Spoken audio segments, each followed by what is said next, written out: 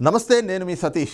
ఆంధ్రప్రదేశ్లో అధికారంలో ఉన్నటువంటి వైఎస్ఆర్ కాంగ్రెస్ పార్టీ తాజాగా ఎన్నికల సంఘానికి, కేంద్ర ఎన్నికల సంఘానికి రాసినటువంటి ఒక లేఖ అయితే మాత్రం ప్రస్తుతం రాజకీయ వర్గాల్లో ఆసక్తికరంగా మారింది. దానిపైనే విస్తృతంగా చర్చలు కూడా జరుగుతూ ఉన్నాయి. ప్రతిపక్షాలు కూడా దానిపైనే విమర్శలు గుప్పిస్తున్నటువంటి పరిస్థితులు కూడా కనిపిస్తూ ఉన్నాయి. మరి ఏమిటి వైఎస్ఆర్ కాంగ్రెస్ పార్టీ కేంద్ర ఎన్నికల సంఘానికి రాసినటువంటి లేఖ ఏ అంశాలతో కూడుకునుంది? దానిపైన అంత స్థాయిలో చర్చ జరగాల్సినటువంటి అవసరం ఏముంది?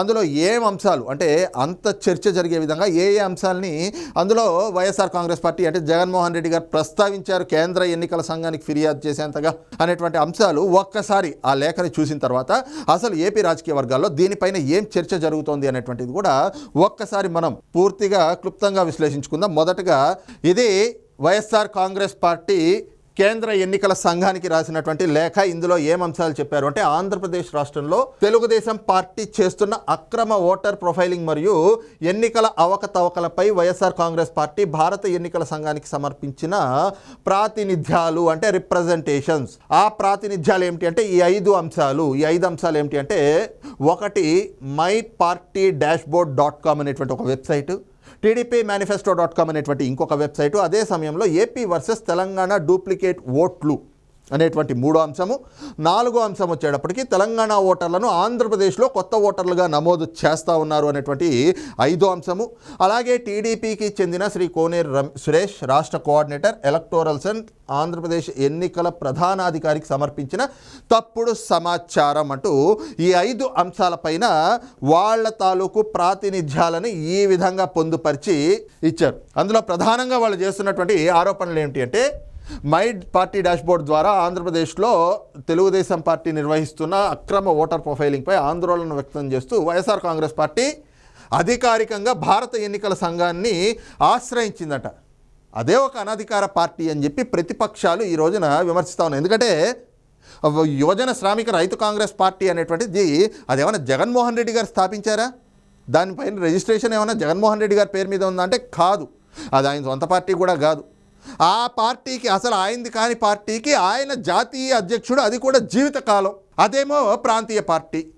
2014 ఎన్నికలకు ముందు తెలంగాణలో కూడా మేము పోటీ చేస్తున్నామన్నారు. పోటీ చేసి 3 ఎమ్మెల్యేలని గెలిచారు. ఖమ్మంలో 3 ఎమ్మెల్యేలను గెలిచారు. అలాగే ఒక ఎంపీని పొంగులేటి శ్రీనివాసరెడ్డి, ఈ 4 సీట్లు గెలిచి ఆ 4 సీట్లని కూడా తీసుకెళ్ళి తెలంగాణలో ఆనాటి అధికార పార్టీ ఇప్పటి టీఆర్ఎస్, అందులోనూ ఈ జగన్మోహన్ రెడ్డి గారికి పెద్దన్నగా ఉన్నటువంటి కేసీఆర్ గారికి తాకట్టు పెట్టాడు. ఆ పార్టీలో విలీనం చేశాడు. ఇక అక్కడ పార్టీని విలీనం చేసేసిన తర్వాత ఆంధ్రప్రదేశ్ ఒక్కదానికే ఈయన కన్ఫైన్డ్ అయి ఉన్నాడు. ఇక ఒక్క ఆంధ్రప్రదేశ్లో ఉన్నటువంటి ఒక ప్రాంతీయ పార్టీకి జాతీయ అధ్యక్షుడు జగన్మోహన్ రెడ్డి. మరి ఇదెక్కడ దౌర్భాగ్యం ఆంధ్రప్రదేశ్ ప్రజలకు అర్థం కావట్లేదని చెప్పి చాలామంది విమర్శలు గుప్పిస్తున్నటువంటి పరిస్థితి.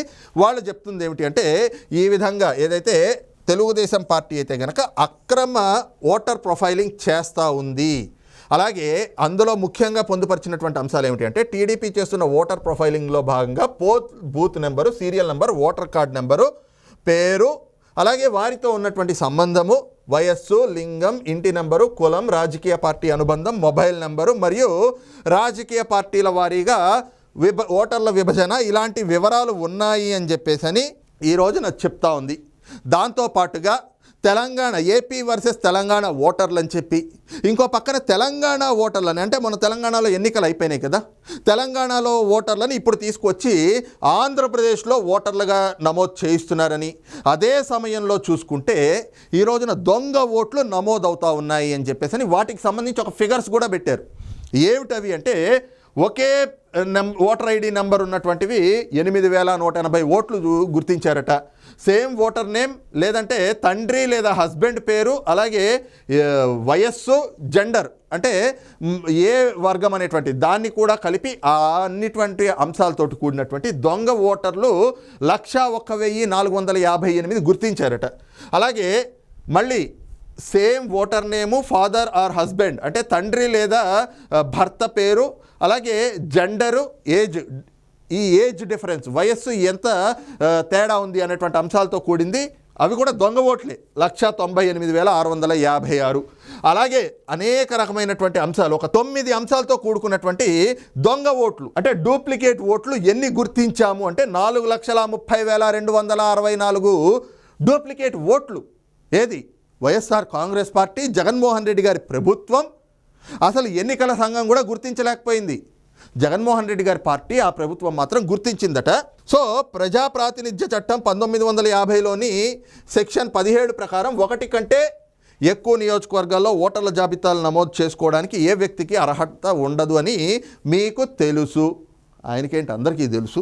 ఏపీ తెలంగాణలో 4,30,000 డూప్లికేట్ ఓట్లను వెరిఫై చేయాలని, డూప్లికేట్గా గుర్తించిన అన్ని ఓట్లను తొలగించాలని ఎన్నికల సంఘాన్ని అభ్యర్థించాం. తెలంగాణలో ఓటర్లు ఆంధ్రప్రదేశ్లో కొత్త ఓటర్లుగా నమోదు చేసుకున్నారు అని చెప్పేసి ఈ రకమైనటువంటి కొన్ని రిప్రజెంటేషన్స్, అంటే కొన్ని ప్రాతినిధ్యాలతో కూడుకున్నటువంటి ఒక ఫిర్యాదునైతే గనక ఈ రోజున కేంద్ర ఎన్నికల సంఘానికి వైఎస్ఆర్ కాంగ్రెస్ పార్టీ, జగన్మోహన్ రెడ్డి గారి వైఎస్ఆర్ కాంగ్రెస్ పార్టీ చేసింది. దీనిపైన ఆంధ్రప్రదేశ్లో రాజకీయ వర్గాల్లో జరుగుతున్నటువంటి చర్చ ఏమిటి అంటే, ఒక సామెత ఉండేది, అందరికీ గుర్తుండే ఉంటుంది, రెడ్డి కుక్కను తెచ్చి తానే మురిగాడు అంటారు. ఈ రోజున వైఎస్ఆర్ కాంగ్రెస్ పార్టీ అంటే జగన్మోహన్ రెడ్డి గారు కూడా అదే పని చేస్తూ ఉన్నారు అన్నటువంటి అభిప్రాయాలు కూడా వ్యక్తమవుతూ ఉన్నాయి.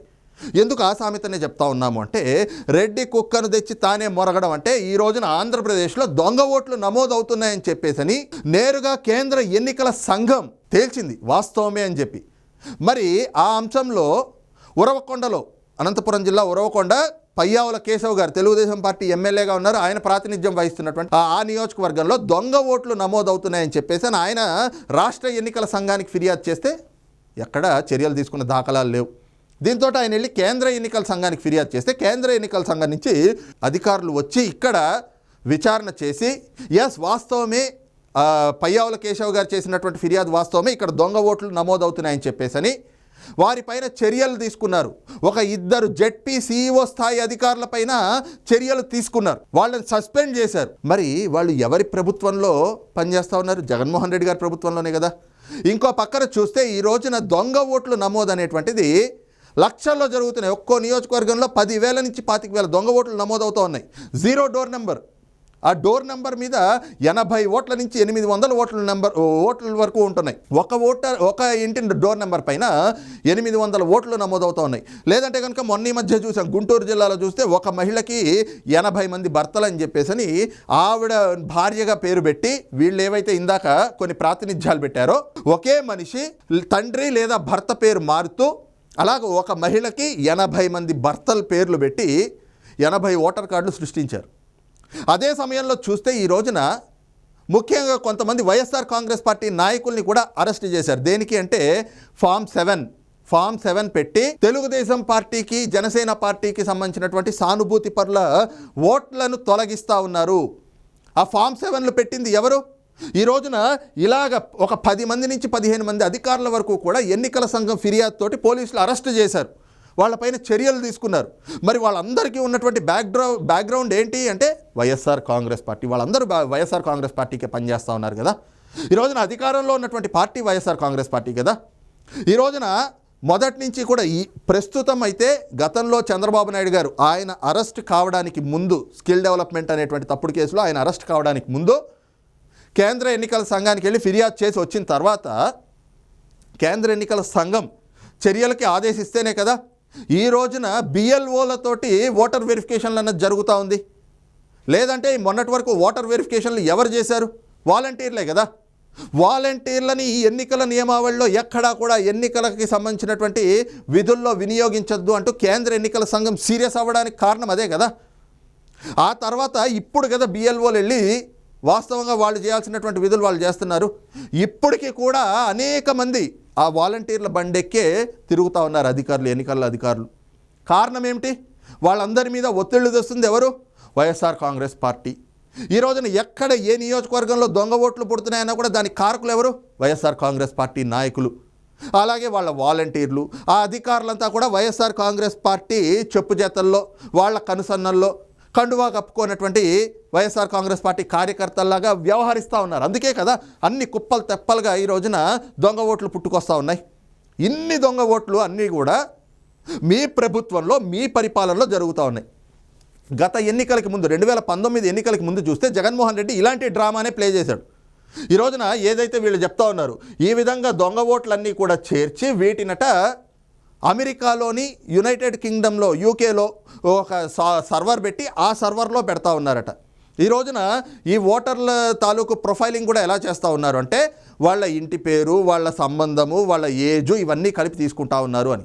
అసలు నిజంగా వాలంటీర్లను పెట్టి ప్రతి ఒక్క ఓటర్ తాలూకు గోప్యతని పూర్తిగా వాళ్ళకు ఉన్నటువంటి ప్రాథమిక హక్కులు కూడా హరించి వేసే విధంగా ఆ గోప్యత అనేటువంటిది లేకుండా ఓటర్ల తాలూకు పూర్తి స్థాయి వివరాలని వాలంటీర్లను పెట్టి సేకరించింది ఎవరు? వైఎస్ఆర్ కాంగ్రెస్ పార్టీయే కదా.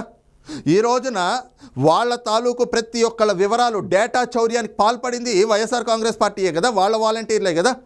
అదంతా కూడా నానక్రామ్గూడలో, తెలంగాణ రాష్ట్రంలోని నానక్రామ్గూడలో FOI అనేటువంటి ఆ కంపెనీలో అక్కడికి ఎలా వెళ్ళినాయి? మరి దానికి సమాధానం చెప్తారా? ఈ రోజున అసలు డేటా చౌర్యం అంటూ పాల్పడుతుంది ఈ పూర్తిగా కూడా జగన్మోహన్ రెడ్డి గారి ప్రభుత్వం. గత ఎన్నికలకు ముందు ఇదే జగన్మోహన్ రెడ్డి గారు ఏం చెప్పారు?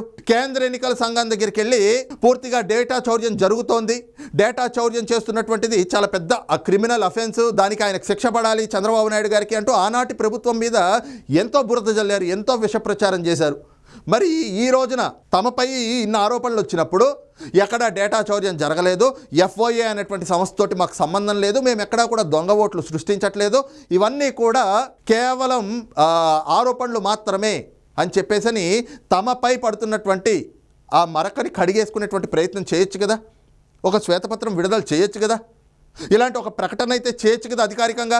చెయ్యలేదు అంటే ఈ రోజున జగన్మోహన్ రెడ్డి ప్రభుత్వం దొంగ ఓట్లకి పాల్పడతా ఉంది.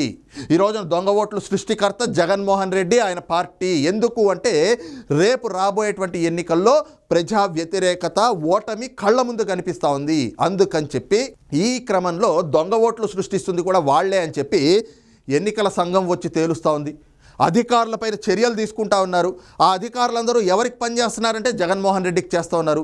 మరి దొంగ ఓట్లన్నీ కూడా ఎవరు ద్వారా సృష్టింపబడతా ఉన్నాయి అంటే ఈ రోజున వాలంటీర్ల ద్వారానే. ఎందుకంటే ఒక తహసీల్దార్ దగ్గర ఉన్న మధ్య చూసాం, ఒక తహసీల్దారు ఒక ఆవిడకి ఆ నియోజకవర్గంలో, ఆ మండలంలో ఒక ఆవిడకి ఓటర్ కార్డు వచ్చింది. ఆ ఓటర్ కార్డులో ఫోటో ఆవిడది ఉంది, కానీ పేరు ఏమిటి అంటే జగన్మోహన్ రెడ్డి, వైఎస్ జగన్మోహన్ రెడ్డి అని పేరు వచ్చింది. అక్కడ ఉన్నటువంటి మీడియా ప్రతినిధులు ఆ ఓటర్ కార్డు చూపించి, ఏంటమ్మా నీకు ఇలాగ జగన్మోహన్ రెడ్డి అని పేరు వచ్చింది ఏంటి నీ ఓటర్ కార్డుకి అంటే, ఏమో తెలియదండి, మాకు వాలంటీర్ వచ్చాడు, ఫామ్ ఫిలప్ చేసుకున్నాడు, వెళ్ళాడు, ఓటర్ కార్డు వచ్చింది అంది. తహసీల్దార్ దగ్గరికి వెళ్ళి ఇదేమిటి, ఈవిడికి వచ్చిన ఓటర్ కార్డులో వైఎస్ జగన్మోహన్ రెడ్డి అని ఆయన పేరు వచ్చింది ఏమిటి అని చెప్పేసి అని అడిగితే ఆయన ఏమో నాకు తెలీదు, వాలంటీర్ నాకు ఫామ్ 6 తీసుకొచ్చి ఇచ్చాడు, నేను అవన్నీ కూడా పెట్టేశాను, అంతే, ఆ ఓటర్ కార్డులో వాళ్ళు ఏవైతే వివరాలు పెట్టారో అదే వివరాలతో ఓటర్ కార్డు వచ్చింది అని చెప్పేసి అని ఒక తహసీల్దార్, ఒక MRO, మండలానికి రెవెన్యూ అధికారిగా ఉన్నటువంటి వ్యక్తి, ఒక MRO, ఒక మండల అధికారి ఆ స్థాయి సమాధానం చెప్తే ఇంకా ఎక్కడ పారదర్శకంగా ఓటర్ల నమోదు జరుగుతూ ఉంది.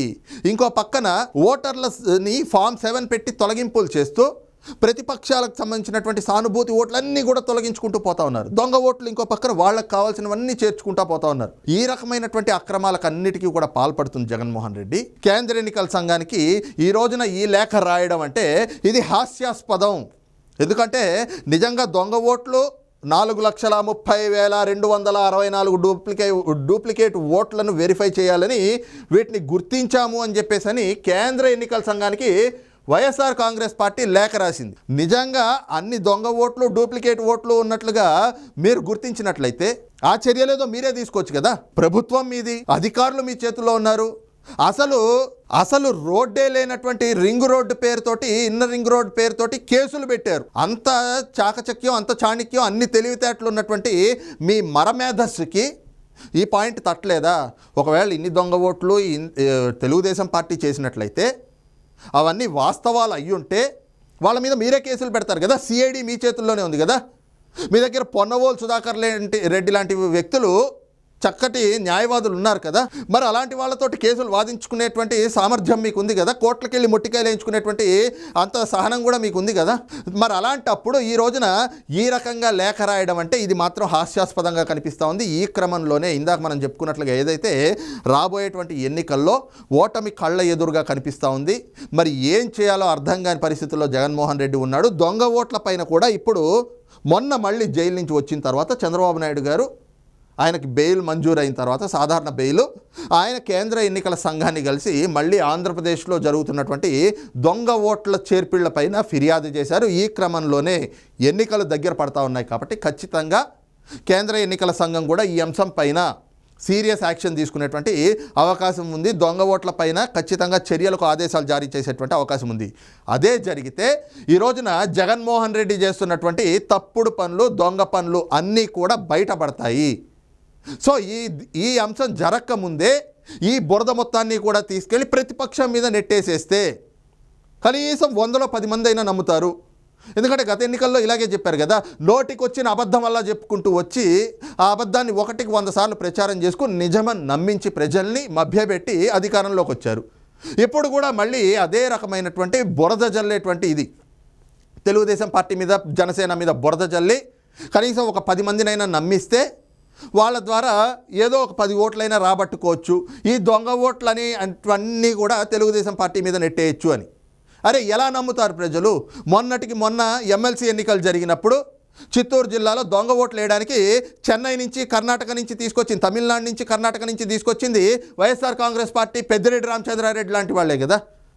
ఇప్పుడు వరకు చూసుకుంటే ఏ ఎన్నికలు చూసినా, బై ఎలక్షన్లు చూసినా, అంటే ఉప ఎన్నికలు చూసినా, లేదంటే కనుక లోకల్ బాడీ స్థానిక సంస్థల ఎన్నికలు చూసినా, ఎంపీటీసీ జెడ్పీటీసీ ఎన్నికలు, ఇలాగ ఏ ఎన్నికలు చూసినా కూడా ప్రతి ఎన్నికల్లో కూడా నెగ్గుకొచ్చింది ఎవరు? వైఎస్ఆర్ కాంగ్రెస్ పార్టీయే కదా. మరి గత ఎన్నికలకు ముందు చంద్రబాబు నాయుడు దొంగ ఓట్లని నమోదు చేస్తూ వస్తున్నాడు అని చెప్పేసి సజ్జల రామకృష్ణారెడ్డి కూడా చెప్పాడు. మరి అధికారంలోకి వచ్చిన తర్వాత ఈ 4.5 ఏళ్లలో నిజంగా దొంగ ఓట్లే ఉన్నట్లయితే నువ్వు అధికారంలోకి రాగానే మొదటగా దొంగ ఓట్లను తీసేయాలి కదా. అది కాకుండా 4.5 ఏళ్ళు అయిన తర్వాత ఈ రోజున తెలుగుదేశం పార్టీ దొంగ ఓట్లు సృష్టిస్తుంది అని చెప్తే అది ఎంత సిగ్గుమాలినటువంటి విమర్శగా ఉంటుంది, ఆరోపణగా ఉంటుంది అనేటువంటిది అర్థం చేసుకోవాలి, ఒకసారి ఆలోచించుకోవాలి అని చెప్పేసి ప్రతిపక్షాలు కూడా చెప్తా ఉన్నాయి. నిజంగా దొంగ ఓట్లు ఆ రోజున తెలుగుదేశం పార్టీ చేర్చినట్లయితే వైఎస్ఆర్ కాంగ్రెస్ పార్టీ అధికారంలోకి ఎలాగొచ్చింది? మరి దొంగ ఓట్లు చేరిస్తే ఆ రోజున తెలుగుదేశం పార్టీ అధికారంలోకి రావాలి కదా. అదే సమయంలో ఆ దొంగ ఓట్లన్నీ ఉన్నట్లయితే ఈ 4.5 ఏళ్ల నుంచి దొంగ ఓట్లు తీసేయకుండా ఎందుకు వైఎస్ఆర్ కాంగ్రెస్ పార్టీ చోద్యం చూస్తూ ఉంది? ఈ అనుమానాలు, ఈ ప్రశ్నలు కూడా ఉత్పన్నమవుతూ ఉన్నాయి. ఇప్పటికిప్పుడు 4,30,000 దొంగ ఓట్లని ఏదైతే ప్రచారం చేస్తూ ఉన్నారో ఇదంతా కూడా కేవలం ప్రతిపక్షాల మీద బురద జల్లి ప్రజల తాలూకు దృష్టి మరల్చడానికి జగన్మోహన్ రెడ్డి ఆడుతున్నటువంటి సరికొత్త డ్రామా. ఈ క్రమంలోనే ఏంటి అంటే దొంగ ఓట్లు నమోదు చేస్తుంది వైఎస్ఆర్ కాంగ్రెస్ పార్టీ. ప్రతిపక్షాలకు సంబంధించినటువంటి సానుభూతి పరుల ఓట్లను తొలగించి వేసేటువంటి దుర్మార్గ చర్యలకు పాల్పడతా ఉంది జగన్మోహన్ రెడ్డి పార్టీ. ఇవన్నీ చేస్తూ ప్రజల్ని మళ్ళీ రేపు తమ తప్పులు బయటపడితే ప్రజల దృష్టి మరల్చేందుకు ఇలాంటి కొన్ని కుట్రలకైతే తెరలేపుతా ఉన్నారు అన్నటువంటి అభిప్రాయాలు కూడా ప్రతిపక్షాల నుంచి వ్యక్తమవుతా ఉన్నాయి. ఈ క్రమంలోనే ఇందాక మనం చెప్పుకున్నటువంటి సామెత, రెడ్డి కుక్కని తెచ్చి తానే మురిగాడన్నట్టుగా దొంగ ఓట్లు చేర్చేదంతా కూడా వీళ్లే చేరుస్తూ ఈ రోజున కేంద్ర ఎన్నికల సంఘం దగ్గరికి వెళ్ళి తెలుగుదేశం పార్టీ దొంగ ఓట్లు నమోదు చేస్తోంది అంటూ మొరుగుతా ఉన్నాడు జగన్మోహన్ రెడ్డి అని చెప్పేసి ప్రతిపక్షాలు కూడా విమర్శలు చేస్తున్నటువంటి పరిస్థితి కనిపిస్తూ ఉంది. మరి ఈ అంశంపైన మీ అభిప్రాయం ఏమిటి అన్నది కూడా కామెంట్ సెక్షన్లో మెన్షన్ చేయండి. Thank you.